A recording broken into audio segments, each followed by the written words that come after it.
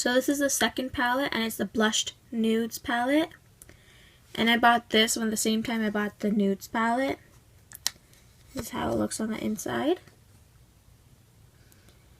Same as the other one. This one I've only used a few of the colors. Like I've used this, a bit of this one, this one, this one, and a little bit of that one as well. But yeah, let's start with the swatches. So I'm going to swatch the ones that I do use first. I'm going to swatch the top 4 first. So these are the swatches. The first 2 did have quite a bit of fallout.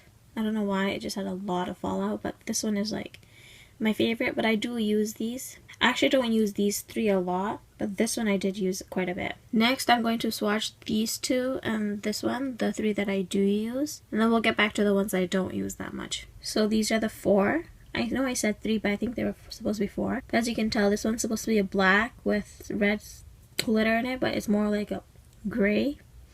Then this one is my favorite after this one, but like you can tell this one has like a lot of fallout, and this one I'll show you just now. It's this one right here.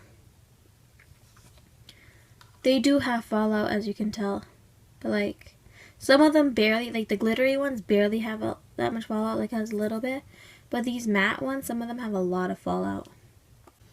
Now I'm gonna swatch the 1, 2, 3, these 3 top ones, and these 2 bottom ones. I think I'll do all of them at the same time. So these are the swatches. These are the 3 top ones, and these are the 3 bottom ones that I don't really use.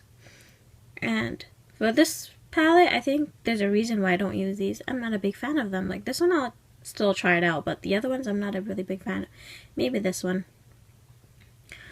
This one has a lot of fallout. My final thoughts on this palette are, I mean, I like this palette, but I'm not a big fan of it. I mean, if you're a really big fan of like light shades and stuff, go for it, but it has a lot of fallout. This one has a lot of fallout.